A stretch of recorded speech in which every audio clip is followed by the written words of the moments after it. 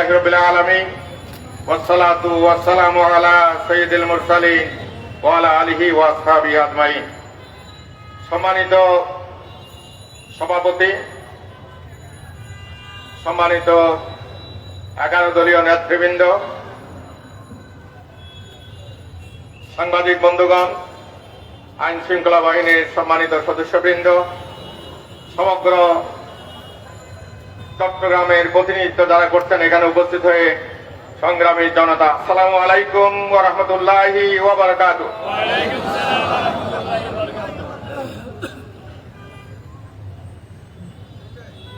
24-এর গণ অভ্যুত্থানের সময় আমাদের কিছু নেতৃবৃন্দ বিভিন্ন কারণে তারা দেশের বাইরে ছিলেন।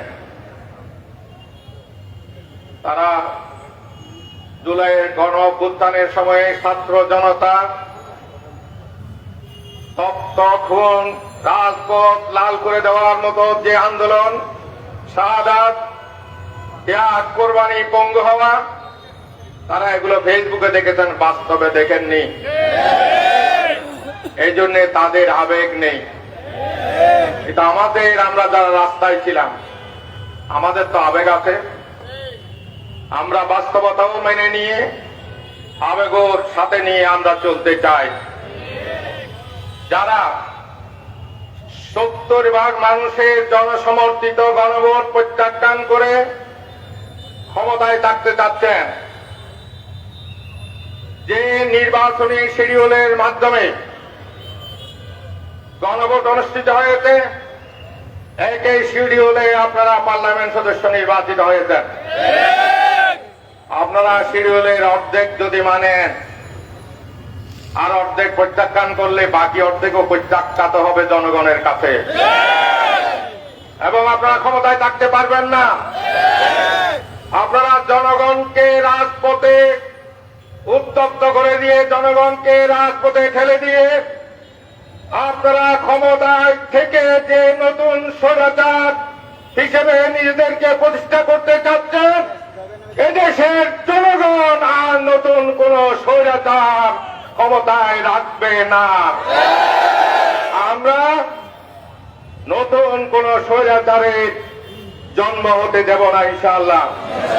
আমরা রাজপথে আছি, আমরা পার্লামেন্টে আছি। আমাদের এই আন্দোলনের পরিণতিতে আপনারা হয় গণভোটের রায় মেনে নেবেন, জুলাই সনদ মেনে নেবেন, না হলে পদত্যাগ করে মধ্যবর্তী নির্বাচন দেবেন। এর কোনো বিকল্প নেই। আমি এখন সবাইকে একটু পরে, আমাদের মিছিল হবে সভাপতির বক্তব্যের পরে, আপনাদের সবাইকে কেউ বাদ যাবেন না, সবাই মিছিলে অংশগ্রহণ করবেন, এই আহ্বান জানিয়ে আমার বক্তব্য শেষ করতে আসসালামু আলাইকুম ওয়া রাহমাতুল্লাহি ওয়া বারাকাতুহু। সংগ্রামী সাথী ও বন্ধুগণ, এই পর্যায়ে আজকের এই সমাবেশের সভাপতি বক্তব্য রাখছেন বাংলাদেশ খেলাফত মজলিস চট্টগ্রাম মহানগর শাখার সংগ্রামী সভাপতি মাওলানা ইমদাদুল্লাহ সোহাইল সাহেব। জনাব মাওলানা ইমদাদুল্লাহ সোহাইল সাহেব।